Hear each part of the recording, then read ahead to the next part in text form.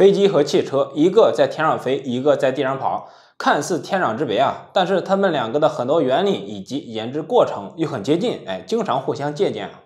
比如汽车的 ABS 防抱死系统，最早它就来自飞机，而飞机的系统开发流程 ARP4754A， 它来自汽车工程师协会 SAE。所以我之前讲到飞机的某个知识点啊，经常有造车的小伙打断说，马老师停一下，我插一嘴。这一点啊，在汽车上这么着，然后说的头头是道。今天咱们说一个你拿着汽车肯定插不上嘴的话题，单粒子翻转。你看这5个字有意思啊，每个字咱都认识，连起来就不认识了。不过你先别晕，先讲个故事，或者说讲个事故，清醒。那是遥远的1988年，那一年中国的航天以及气象史上发生了一个里程碑式的事件。中国第一代极地轨道气象卫星风云1号 A 在太原发射了。然而这颗750公斤重的卫星啊，只工作了39天就失控提早退休了。失控的一个大原因就是卫星它碰到了强烈的太阳活动，太阳发出的高能粒子导致卫星的电子元件发生了单粒子翻转，坏掉了。这个事儿可以说是中国科学界第一次正面遭遇单粒子翻转，也是迄今为止损失最严重的一次。那啥是单粒子翻转呢？有点抽象，它指的是高能粒子导致电子元件电位状态发生跳变，从0变成1，或者从1变成0。至于为啥在0和1之间互相跳，这就好理解了，因为计算机它就只认识这俩数啊，它也想变成2，可惜它不认识。0和1之间这一跳不当紧，它算东西可就算不对了，导致的结果也是可轻可重。如果跳的位置不关键，那有可能啥症状都没有，但是如果在关键位置发生了翻转，就有可能造成致命的后果。在这儿要强调一下，这个0和1之间的变化呀，它是随机的，你根本不知道它会不会变，啥时候变，在哪一位变。可以说这玩意儿它简直就是个玄学，像是老天爷在给人开玩笑。那这些高能粒子具体指的啥呢？这可复杂了，像高能质子、阿尔法粒子，都能把电子设备给搞残了。那它们是从哪来的呢？第一个，核爆炸，这也好理解，核辐射它本来就是原子弹的威力来源之一。但是原子弹爆炸咱一般也不会遇到啊。人们最常碰到的高能粒子其实主要来自太阳。太阳基本上每隔11年就会活跃一次，它每次活跃，干航天的国家都很紧张，因为太阳随便一哆嗦都可能把你的卫星搞下来。至于为啥是干航天的最紧张啊，这是因为航天它走得太远了，跑到了地球的保护层之外，地球周围的大气层以及磁场可以阻挡大部分的高能粒子。你可以这么理解啊，飞得越高的电子设备它越危险。那飞机它飞1万米或者1万米出头算高吗？和卫星相比，这个高度还算个屁。但是跟汽车比，这就很高了。实际上从高能粒子对电子设备的影响这个角度来看，1万米差不多算是个临界值。比1万米高的高能粒子对电子设备的威胁就不得不考虑。像比较大的客机或者说干线飞机，波音787、737、空客的 A350、A320、中国的 C919 这类飞机，它巡航高度是可以超过1万米的。那这些飞机装电子设备就必须得考虑高能粒子的影响，或者说要考虑单粒子翻转。但是有一些小一点的飞机，比如有一些涡桨支线飞机，它巡航高度也就6、7千米，在这个高度高能粒子的影响就可以忽略了，风险可控，考虑太多了反而增加成本啊。那到这儿有人问了，我倒是想考虑高能粒子的影响，咋考虑呢？你刚才也说了，单粒子翻转这个事儿它就是个玄学，我都不知道它会不会发生，在哪会发生，飞机上这么多电子设备，我想预防都不知道从哪下手啊。这个问题问得好啊。降低单粒子翻转的危害，你可以从2个角度考虑。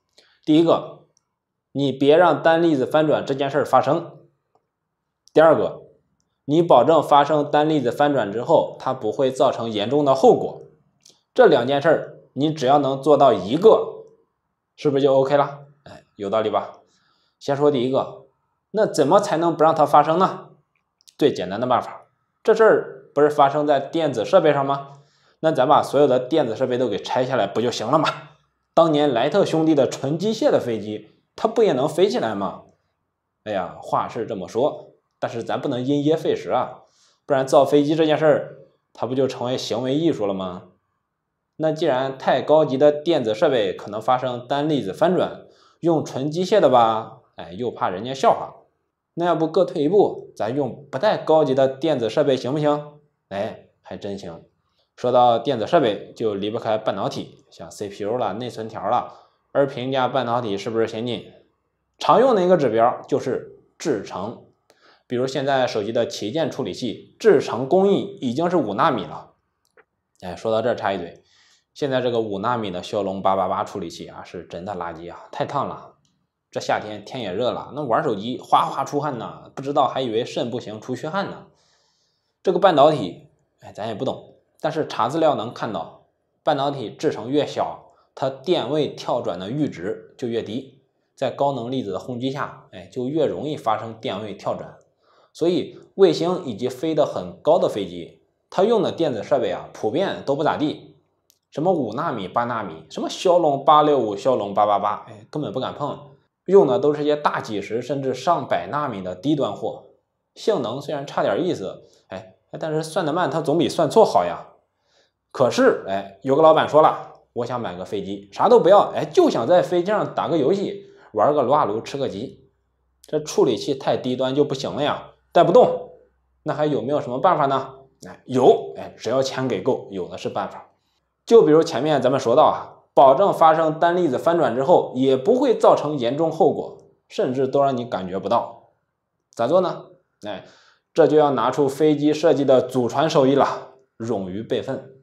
而且这个备份还稍微有点小众，因为飞机上的大部分冗余是设计2个，一主一备。比如我装2个风扇，正常情况下它就1个转，如果检测到这个风扇坏了，就自动切换到另一个。原理很简单，但是这种冗余设计它有个前提，就是刚才那句话，如果检测到风扇坏了，你要先能发现一个坏了，另一个才能顶上嘛。可是你要是连这个前提都做不到，根本检测不到其中一个有没有坏，这一主一备的逻辑是不是就废了？像单粒子翻转，其实它就是这种情况呀，到底有没有翻转你根本不知道。举个例子，你算数不好，让计算机给你算个数，你输入2加4，计算机跟你说等于6，你也不会算啊，所以也不知道计算机有没有算错。然后你发动超能力，又买了一台，用另一台计算机重新算一遍，如果它也告诉你2加4等于6，这下你就放心了，相信2加4确实等于6，因为2台计算机同时算错的可能性很小。但是如果你用另一台计算机一算，结果是2加4等于7，是不是懵了？这该信哪一个呢？至少有一个是错的呀。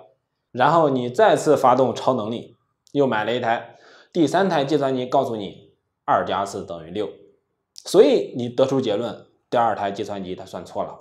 为啥呢？因为2台计算机同时算错的可能性很小。